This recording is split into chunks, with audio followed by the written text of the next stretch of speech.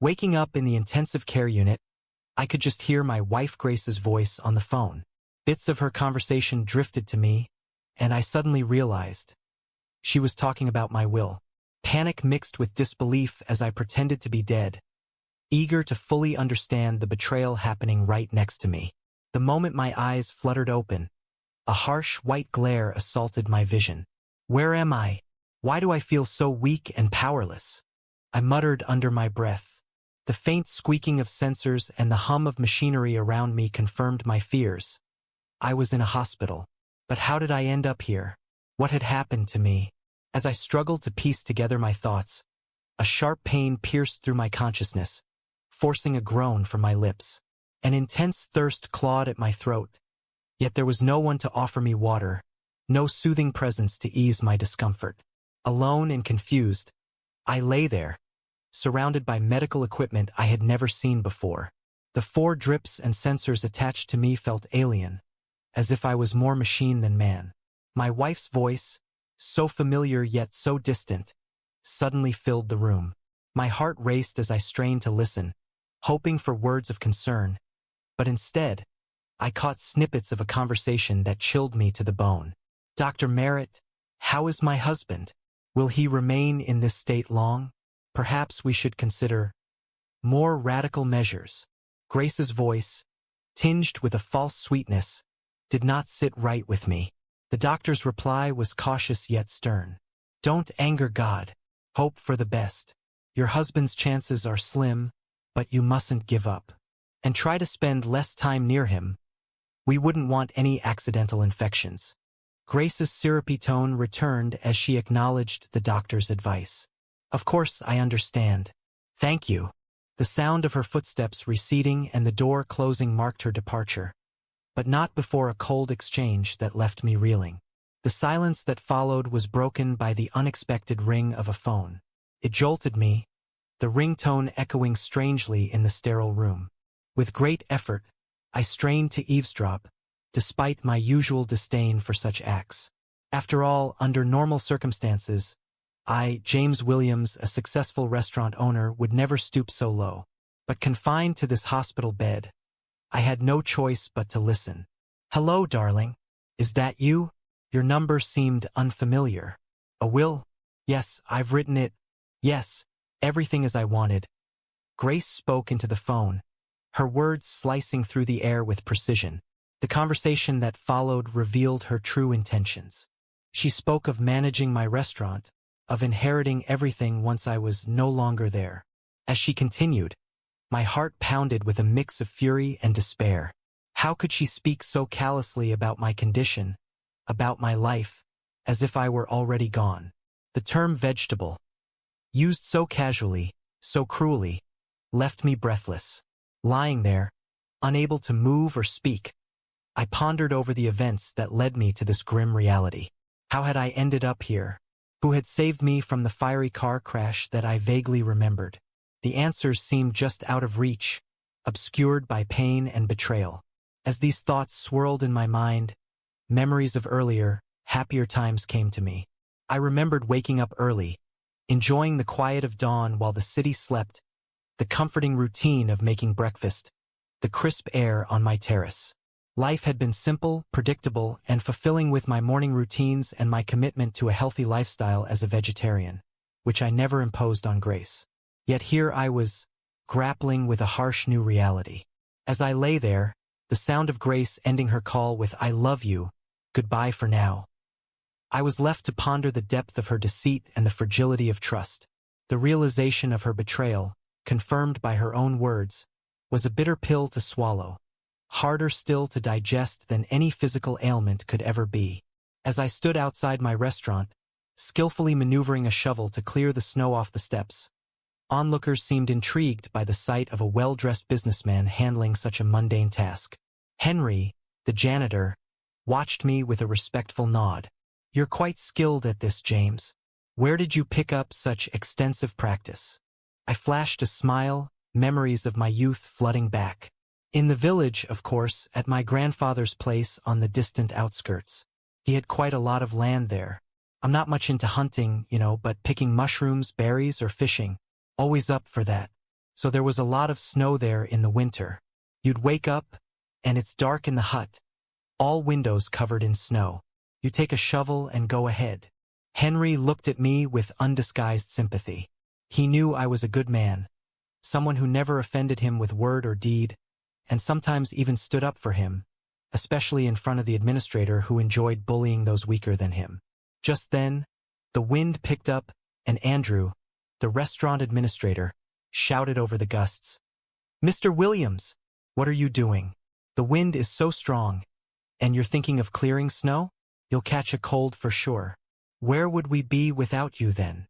I turned to face Andrew, catching the deceitful and flattering tone in his voice. "Oh, come on, Andrew, it's nothing. I'm not a kid after all. Tell me, how are things at the restaurant? The suppliers didn't let us down, did they? And are all the staff at work?" At the mention of the staff, Andrew grimaced as if from a toothache.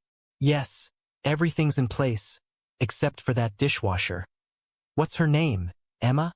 No matter how much you scold her, she never comes to work on time." I handed the shovel back to Henry and looked disapprovingly at Andrew. "You very well know that Emma has 4 children, whom by the way she raises on her own. And I've asked you not to call her a dishwasher. Emma is a kitchen worker or a kitchen staff member. Learn to respect your subordinates. Without that, you can't build a proper workflow." The sharpness of my remark made Andrew shiver, and he glanced sneakily at Henry, who was grinning ear to ear. Ah, he heard it loud and clear. Look at him, grinning shamelessly. "Well, no matter, we'll sort it out. Let's just get rid of the boss first and then tighten the screws on everyone else." At that moment, Emma Fisher appeared from around the corner, hurrying as fast as she could to get to work, walking straight through the snow. "Oh, here comes Emma. So what's the excuse this time? Did the bus break down? Or did you come up with something more elaborate?" Andrew began, but stopped under my piercing gaze. "Sorry, Mr. Brown. The bus got turned around on the road. Had to find alternatives," Emma replied apologetically, her nose running.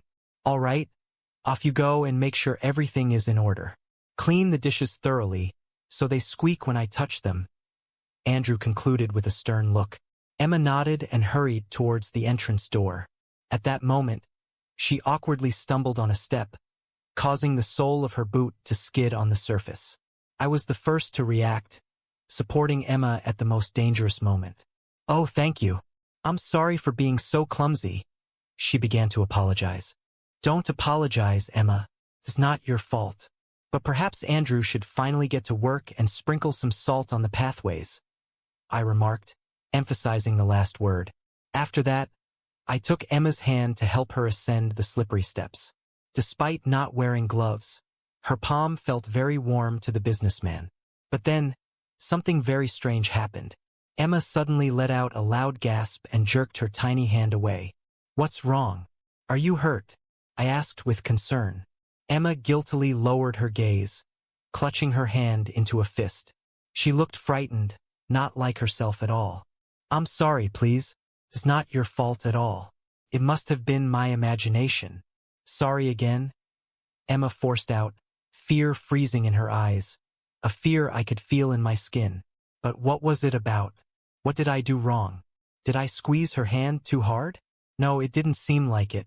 Shaking my head in bewilderment, I hurried after Emma. I caught up with her in the hall where I quietly called out to avoid attracting the attention of others. "Emma, what happened? Why did you react so strangely?" She froze and looked at me with a strange pity. "I'm sorry." "It's all because of my visions." "Visions?" I exclaimed in confusion. Emma paled. "Well, the ones that come true, you know, like premonitions, but real. They started back in school when I got a concussion during a PE class. We were climbing a rope and I fell. The height wasn't much, but that's when it all began." I frowned. "And what did you, may I ask, see in these visions?" Tears suddenly filled Emma's eyes. "It's a car accident." "What color is your car?" "Dark green." "When I touched your hand, I immediately understood that car will be involved in a terrible accident. But it won't be your fault. It will be someone very close to you. I saw it the moment I touched your hand. It struck me like lightning." I looked at my colleague with irony. I didn't believe in any prophecies, of course. In my understanding, it was sheer nonsense, and all these fortune-tellers and seers were just charlatans. There was that one madam who predicted a long and thorny path to success for me back in my student years. And so what? The path did await, of course, but it required a great deal of hard work, and those predictions had nothing to do with it. Emma looked at her boss with concern. Realizing he didn't believe a word she said. "Excuse me, Mr. Williams, but I heard you refrain from driving for the near future," she said. I just smiled. "Oh, don't worry, Emma. I've been driving for over 10 years and I've had no issues with it. Besides, I never exceed the speed limit, so there's no need for unnecessary concern. An accident is definitely not in my cards." Emma nodded in agreement, looking at me as if I were already doomed. "All right then, get back to work and don't dwell on the negatives. By the way, how are your little ones? If you need anything, don't hesitate to ask. I'll help however I can," I said as I headed to my office. "Thank you, everything's fine, Mr. Williams. I just need your permission for something," Emma cautiously asked. "Permission, of course. Go ahead. What do you need?" I replied. The dishwasher hesitated for a moment as if gathering her strength, then said, "I want to ask for your permission to take home the dishes that customers rejected. Just one or two. I'll pay for everything. Can it be deducted from my salary?" I smiled. "Yes, of course. What's the matter? And no payment is necessary. They're going to be disposed of anyway. Besides, it seems both you and the kids will benefit. Take as many as you want." Joyful sparks danced in her eyes. This was real luck. Meanwhile, I went about my usual business, talking on the phone with the restaurant manager, approving menus, and preparing for the inspection, ensuring everything ran smoothly. Yet, from time to time, I remembered Emma's words, which had struck a chord with me. Can you believe it? A kitchen worker with fortune-telling abilities. That's a first for me. But soon, thoughts of a possible road accident faded away, making room for meetings with new suppliers, tasting new dishes, and discussing current restaurant matters with the administrator, maintaining an atmosphere of trust and cooperation. I gently resolved disputes, using the stick far less often than the carrot. Time passed unnoticed, crossing the 3-hour mark. The fury of the storm still raged, but its morning impact had diminished. The city's utilities surprisingly quickly took control of the situation and cleared most of the vital roads. Although there was still an hour and a half left in the workday, I decided to leave early today. An interesting plan had matured in my mind regarding how I could fill this February evening with an aura of love and romance. I decided to pampose my spouse with a gorgeous bouquet of roses, a bottle of wine, and something delicious from my own restaurant kitchen. While the last two items didn't take him much time, searching for flowers in the snow-covered city turned into a real quest. To my immense dismay, most of the flower pavilions were closed. Most likely, the owners of the stalls had decided that there would be hardly anyone interested in buying flowers on such a day. And just when I was almost losing hope, I noticed that one of the shops at the street corner was still open. With a joyous heart, I parked my car by the roadside and stepped inside. The pavilion smelled pleasantly of roses, tulips, and freshly imported. After all, it was the end of February, which meant Women's Day was just around the corner, leaving barely 2 weeks for preparations. Inside the flower shop, a friendly salesperson quickly helped me assemble the bouquet I needed. With my heart humming in anticipation of the romantic evening ahead, I made my way home, eager to surprise Grace, who seldom prepared dinner knowing I often ate at the restaurant. I brought with me fruit and vegetable platters, champagne, and a couple of exquisite dishes from Chef Frank, which he prepared exceptionally well. Arriving home, I decided against ringing the doorbell and instead used my key to enter. As I stepped into the hallway, soft music wafted from the bedroom. Assuming Grace was indulging in her series again, I headed to the kitchen with my bags. Placing the bouquet in the living room to surprise her later, I walked into the bedroom with a smile, only for my heart to sink as the bouquet slipped from my grasp, roses shedding petals in my sudden dismay. Grace wasn't there. The room was empty except for the TV blaring in the background. Where could she have gone, especially in such a snowstorm? Concern gnawed at me. She was not confident behind the wheel. A frantic thought struck me. I needed to check if the car was still in the garage. Just as I turned to leave the bedroom, an urgent news broadcast caught my attention. A foreign car had skidded off the city bridge, driven by an inexperienced driver. My heart raced. Could it be Grace? I had even transferred money to her card earlier for a new dress. Without a second thought, I dashed to my car and sped toward the bridge. The roads were treacherous, and my car slid dangerously on turns, but I managed to keep control, relying on my years of driving experience. Grace, however, had only recently started driving. Why had I encouraged her to drive today of all days? With the bridge just 2 miles away, my car slid once more. I slammed on the brakes, but they failed inexplicably. Faced with a life-threatening decision, swerve and potentially roll the car or crash head-on into another parked vehicle, I chose to swerve. My car rolled several times before crashing into a tree. The last thing I remember was the sharp smell of gasoline, hinting at the imminent danger of a fire. Now, here I lay in the hospital, surrounded by the constant beeping of life support machines, haunted by the realization that the girl from the news wasn't Grace but someone else. My thoughts were a whirlwind of confusion and betrayal. Grace had been seeing someone else all this time, someone she valued more than anything. And then there was the matter of the will. She had convinced me to draft it just a few months ago. At the time, it seemed insignificant, but now, every detail took on a sinister hue. As these thoughts tormented me, I made a decision to feign being in a coma, keeping my eyes tightly shut whenever Grace was near.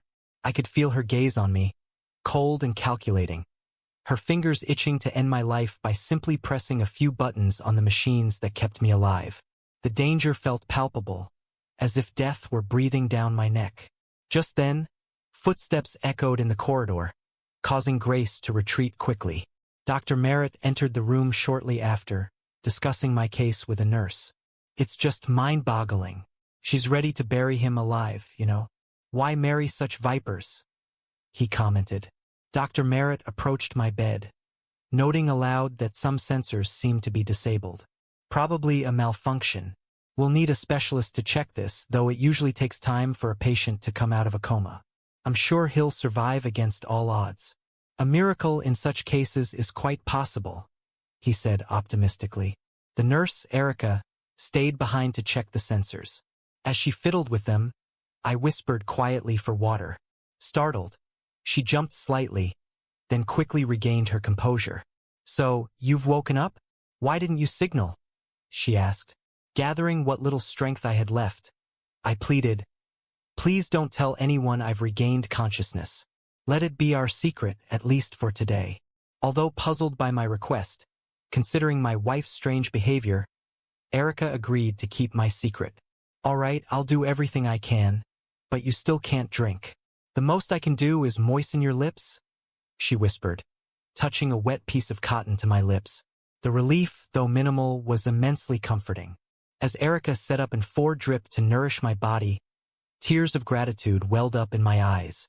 Her kindness in such a dire situation reinforced my resolve. They won't get my will and inheritance. I will recover and ensure Grace doesn't get a penny in the divorce, I thought determinedly, swallowing the bitter lump in my throat. With that, I drifted into a restless sleep, while Erica reported back to Dr. Merritt, who silently acknowledged her actions, choosing to keep my progress a secret from Grace. If I were in her shoes, I'd be praying for my husband's recovery, but this witch only thinks about her inheritance, he remarked, thankful for Erica's vigilance. Meanwhile, Grace had taken control of the restaurant, imposing her will with a fiery determination that left everyone under her gaze feeling small and insignificant. Her aggressive approach was a stark contrast to my more compassionate style, and it wasn't long before she began making drastic changes, including planning to install hidden surveillance cameras to monitor everyone's every move. Unaware of my gradual recovery, she continued her tyrannical rule, believing she had the upper hand. But I was determined to fight back, for my own sake and for the good of those who depended on me. She only has 2 of her own, and 2 more from her husband's first marriage, the administrator added obligingly. They're all mine, And as for what my husband left, let it remain on his conscience. He's in prison now, caught stealing.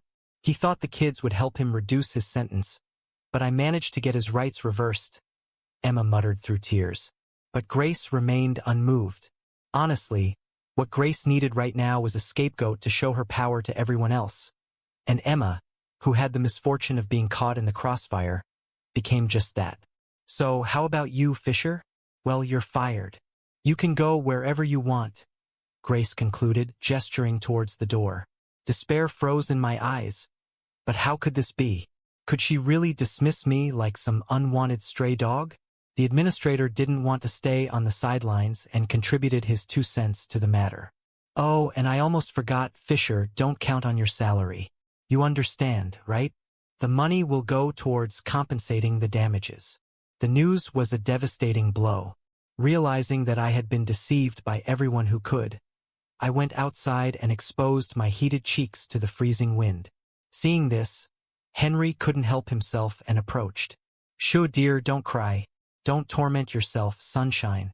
You know Andrew is in favor right now. That's why he's doing whatever he pleases. And when Mr. Williams recovers, his reign will come to an end. And so that you don't end up completely without money, I'll allocate some from my pension for you. You can repay it whenever you can, no rush," said the janitor, embracing me by the shoulders. "Thank you, Henry, for your support and protection. You see, I was counting so much on this money, and then this happened. We're struggling with the kids in a rented apartment, and the landlady keeps raising the rent, saying, 'You receive child benefits so you won't become poor?' I replied, choking back tears. The elderly man shook his head, feeling sorry for me, to say the least. Such a good colleague, calm, diligent, never speaks ill of anyone. I wash dishes up to my elbows in hot water, and that's it. And this Andrew, the administrator, is a first-rate troublemaker." Henry remembered him from his work at the high school, where he had been a craft teacher for over 40 years. So this Andrew, when he was a student, behaved extremely insolently, humiliating those who were poorer than him or physically weaker. Henry once tried to shame Andrew, but it was all in vain, and then one dark night, the workshops for practicing crafts caught fire. Many blamed Henry then, saying he didn't put out his cigarette properly, but he had never smoked in his life and always observed fire safety precautions. The mystery was unraveled with Andrew, who in fact had committed arson with a group of teenage friends. Henry couldn't prove anything at the time and was subsequently fired from the school with the corresponding note in his employment record. Overall, the dismissal didn't bother the crafts teacher too much, as he was formerly retired by then and had no bread left on his plate for sure. After 17 years had passed since the incident, by the twist of fate, Andrew and the elderly janitor crossed paths again, though in quite different capacities. Now, of course, Andrew pretended not to recognize his former teacher, but Henry Brooks was no fool and had seen far too much in life to take Andrew at his word. However, James appealed to him, honest, kind, fair, just the kind of leader he should be. Clutching the money given by Henry, I slowly made my way towards the bus stop to catch my needed bus on time. Memories of the recent snowstorm loomed on both sides of the road, with dirty gray mounds of snow that had fallen several weeks ago. Lost in my somber thoughts, I trudged along the street when suddenly I heard a muffled murmuring. It turned out that I hadn't managed to distance myself from the restaurant by a decent margin, and thus I quickly turned around, thinking Henry was following me to say something, but there was no one behind me. A fairly brisk frost lingered, nipping at my nose and rosy cheeks.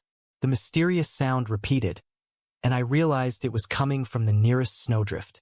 Understanding that someone clearly needed help, I cautiously approached and froze in shock. There lay a man with a bloody head, groaning softly and unconscious on the dirty gray snow. My first thought was that the stranger had simply had too much to drink and had fallen, hitting his head, but when I leaned over the young man, I immediately realized he was as sober as a judge.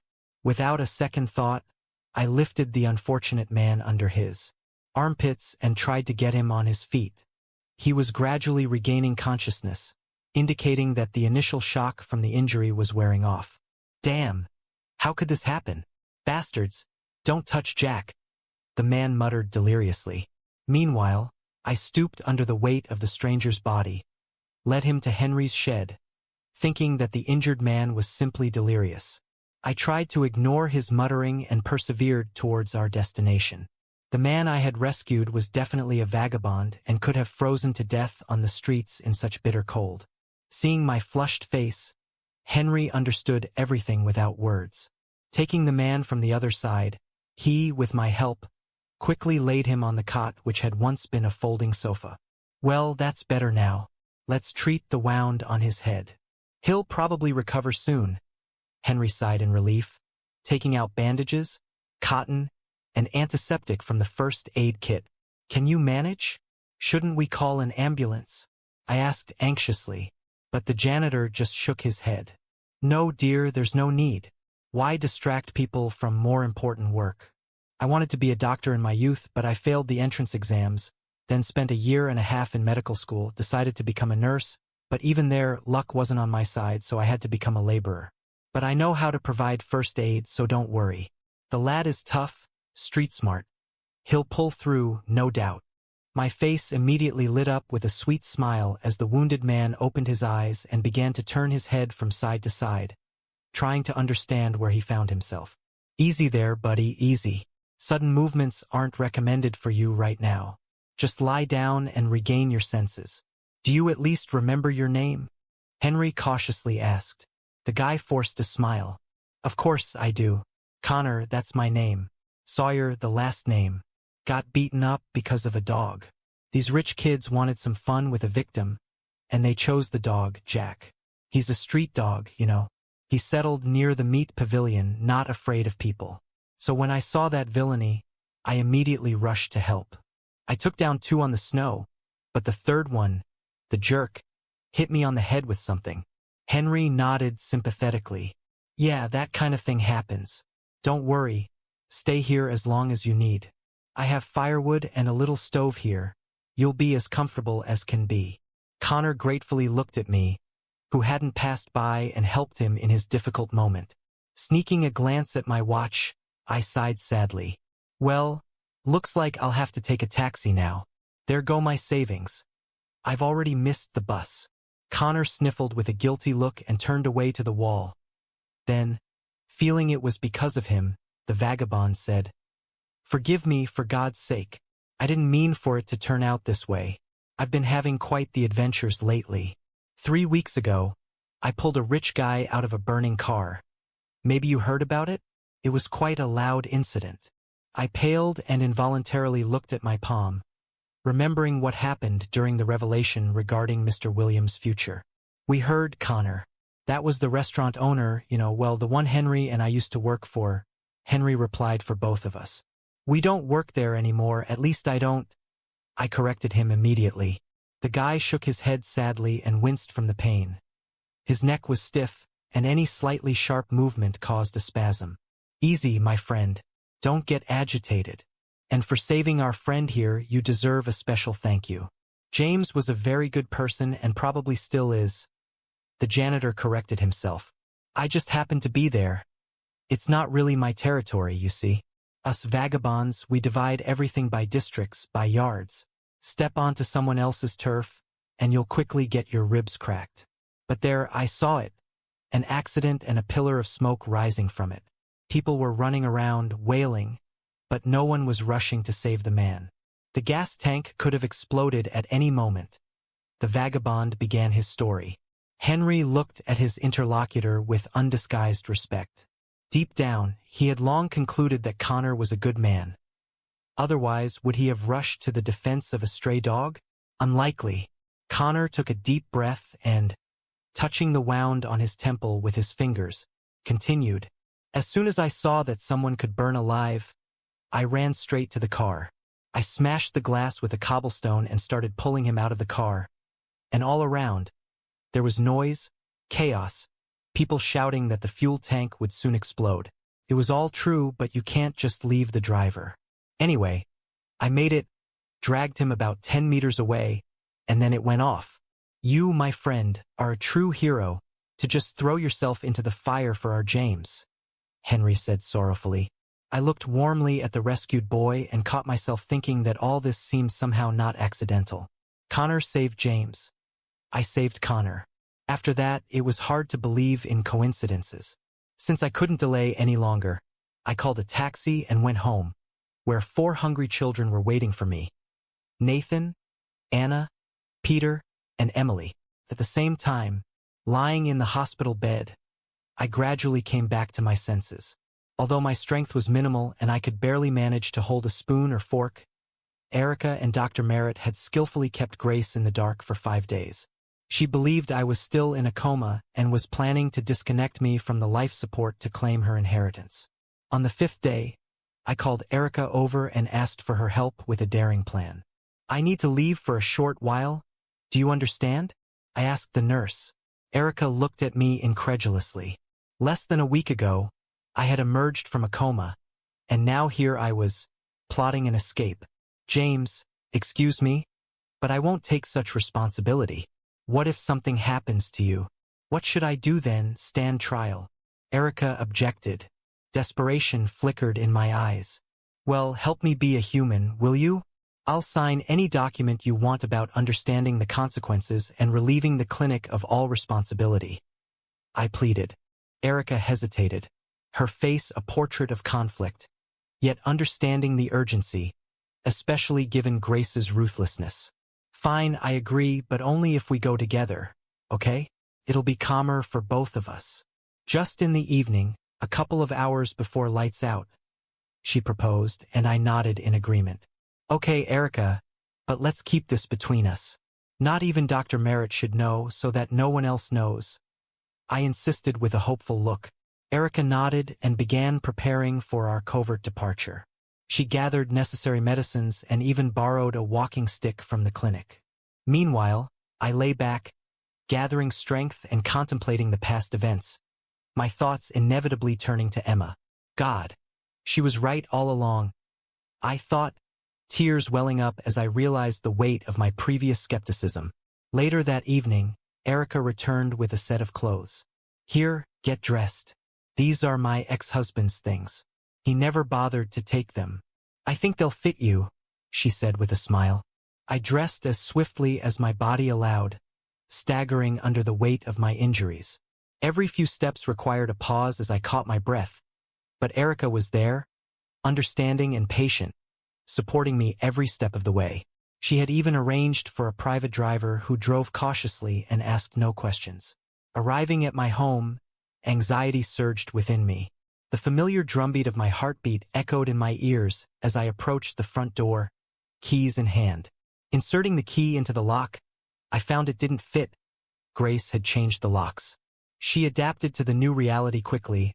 "I must say," I muttered, resigning myself to ring the doorbell instead. The door opened shortly after, revealing not Grace, but her lover, clad in my own bathrobe, a gift from my late mother. The sight triggered a mixture of shock and anger in me. "Who's there, darling? Not the utilities again, I hope. I've paid everything in advance for a month, so we could relax at the resort." Grace's voice floated from behind the stranger. Pale and clenching my fists in pain, I confronted the scene before me.